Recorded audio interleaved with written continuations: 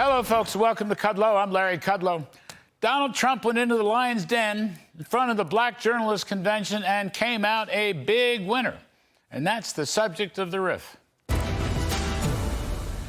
Donald Trump went into the Lion's Den today with a sit-down in front of the National Association of Black Journalists in Chicago. Kamala Harris was also invited, but she was a no-show. No doubt about it, however, Mr. Trump has gotten his swag back. One of the questioners was ABC reporter Rachel Scott, who opened the Q&A by attacking Trump, and he just fought back, telling her how rude she was after all. He showed up on time. They started 35 minutes late because their audio equipment failed. And after that, he thought Kamala would be there, and she wasn't, and he then called the event false advertising. Take a listen to this whole thing. I love the black population of this country. I've done so much for the black population of this country, including employment, including opportunity zones. I was invited here, and I was told my opponent, whether it was Biden or Kamala, I was told my opponent was going to be here. It turned out my opponent isn't here. You invited me under false pretense. You to start off a question and answer period, especially when you're 35 minutes late because you couldn't get your equipment to work in such a hostile manner, I think it's a disgrace. So, as I said, Mr. Trump has got his swag back. Thanks heavens, Fox's Harris Faulkner was there to put some sanity into the questions. But the key point is Mr. Trump's superb messaging throughout.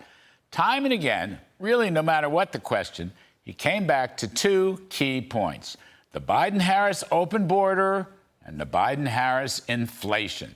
In particular, he referenced that black workers and also Hispanic and union workers were the most hurt by the flood of illegal immigrants overseen by border czar Kamala Harris. And time again, he referenced the damages of inflation, which I call Kamalaflation, because she was the deciding vote in the two big spending bills in March of 2021 and August of 2022. All that triggered the 9% inflation rate. Trump talked about the ravages of inflation and illegal immigration taking away minority and union jobs and reducing real wages. He was asked what his first policy actions would be if elected, and he replied that he would close the border and restore drill, baby, drill.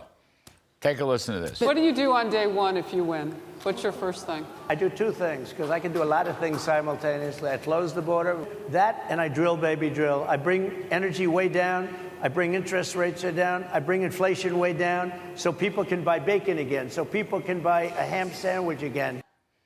Yeah, I love that. Ham sandwich again. He's got that right. So in the face of attack dog questions by two of the three panelists, not Harris Faulkner, Mr. Trump kept his cool, frequently answered with humor, and stayed on message. The border and inflation, over and over. A very effective presentation. And I'm going to bet this command performance is going to stop any of the so-called Kamala momentum, because it's the most public Mr. Trump has been so far as rebutting Kamala and her pals in the liberal media. Oddly, in Atlanta, Georgia, yesterday, I think, in a rally, Kamala decided to take on Trump regarding the open border, really? She's saying he stopped a bipartisan bill, but that bill would have permitted at least 1.5 million illegals per year, on top of the roughly 10 million already let in by border czar Kamala. Meanwhile, in Mr. Trump's last 3 years as president, illegal immigration was running well under 1 million a year. Advantage Trump on that one. Also, Kamala flip-flopped on her fracking ban, but it really doesn't matter, because you know what? The Biden-Harris war against fossil fuels and all the overregulation to stop leasing and drilling and even LNG exports is tantamount to a fracking ban, including the baloney goal of a carbon-free electric grid and the hugely unpopular mandates jammed down people's throats to buy electric vehicles. So, speaking in front of the Black Journalists Convention was a big win for Mr. Trump.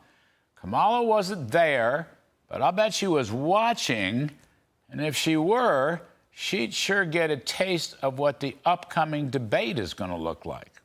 Like I said, advantage Trump. And that's the riff.